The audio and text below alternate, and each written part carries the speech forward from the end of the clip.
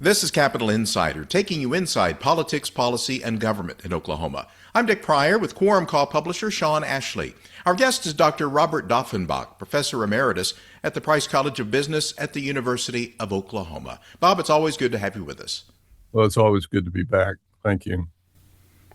Dr. Dauffenbach, CNBC recently came out with its annual report, America's Top States for Business.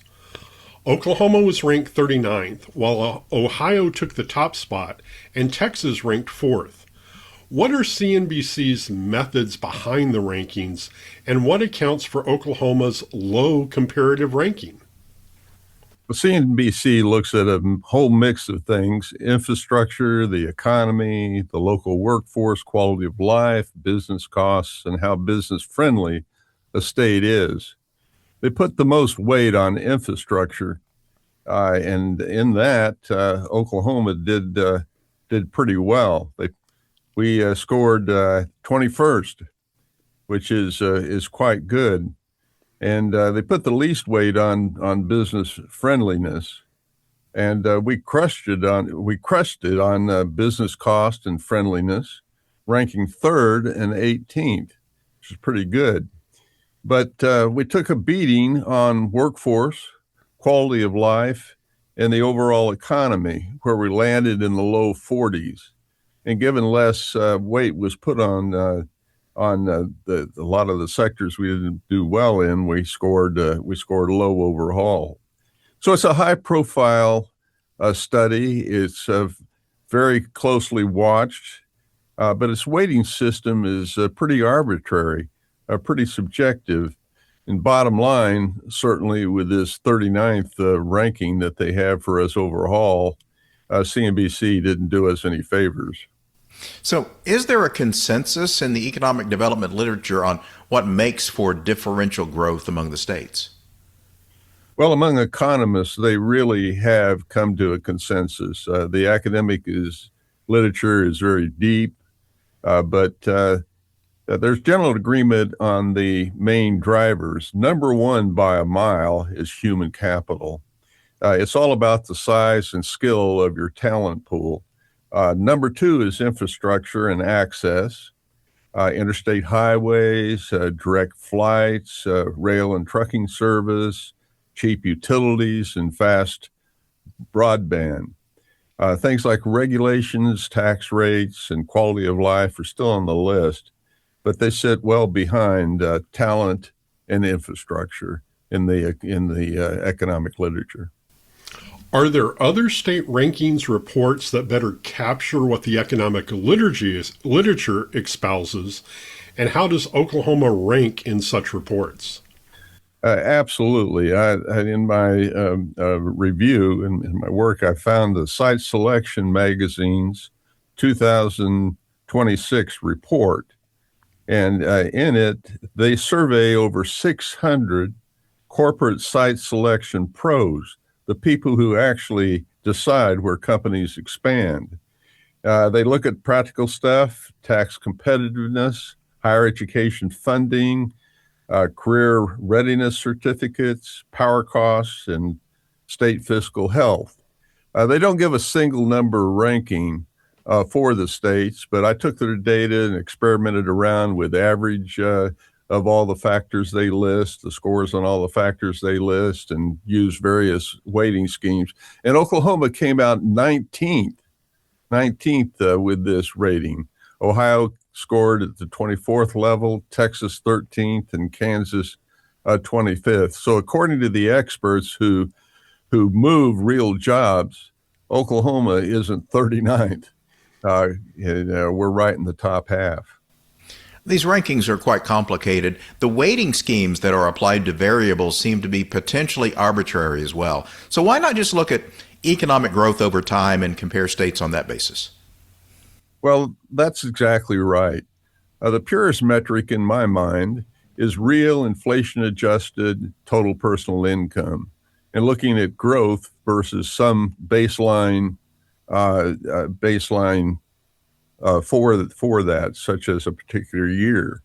So such a measure cuts through the fluff because it measures actual outcomes by combining population growth, with per capita income growth. No arbitrary weights, just real economic results from the U.S. Bureau of Economic Analysis. The calculation is simple. You take the base year value of total personal income, adjusted for inflation again, and divide that into the 2024 value, which is the most recent year we have this data for. So thus, if you had a value of 200, that would indicate from the base year that you've doubled your personal income growth, corrected for inflation, or 100% growth. So if you look all the way back to 1980, which I've done, and use that as the base, Oklahoma ranks only 41st in real personal income growth, and we were up 129%. But remember, the 1980s were wrecked by a massive energy boom bust cycle in Oklahoma. If you start in 1990, after the oil bust settled down, Oklahoma jumps to 25th and start the clock with the year 2000, and we rise to 19th.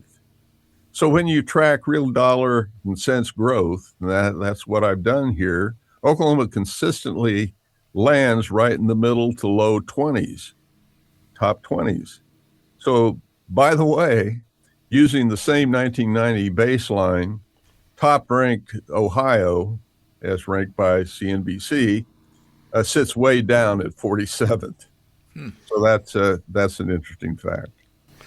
So based on your systematic look at real personal income growth, how do neighboring states fare, and what can Oklahoma do to improve its standing?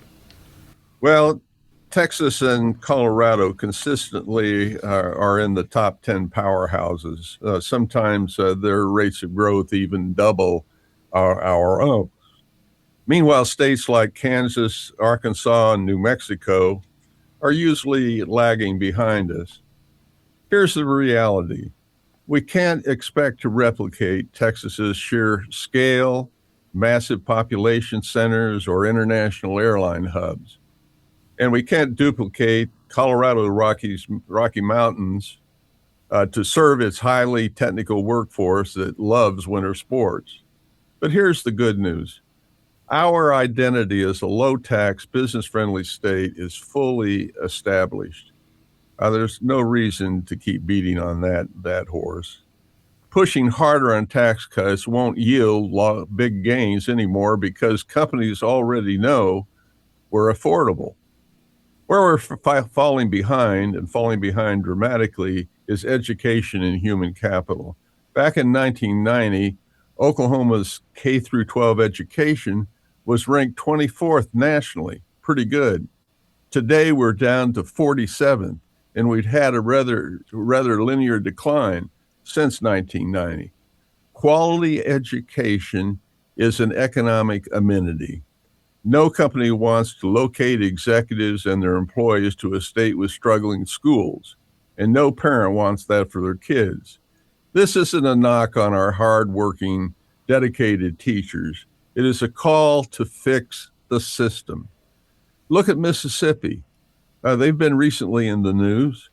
They reformed their reading and math programs and moved from 49th to 29th. We need to study them, and we can do that too. We produce a good number of STEM graduates, that's science, technology, engineering, and math graduates, but state support for higher education has fallen dramatically in recent years in real dollars. So we need to realign our colleges, universities, career techs directly with economic development goals. Do much more on the education fronts, measure extensively and compare, and don't leave any child, teen, or young adult behind. That's my advice. Thanks very much for your research and your perspective on this. You're quite welcome. And thanks for joining us. That's Dr. Robert Dauffenbach, Professor Emeritus at the Price College of Business at the University of Oklahoma. For more information, go to quorumcall.online. You can find video of Capital Insider segments on the KGOU YouTube channel. Audio and transcripts are at kgou.org. And look for Capital Insider where you get podcasts. Until next time, with Sean Ashley, I'm Dick Pryor.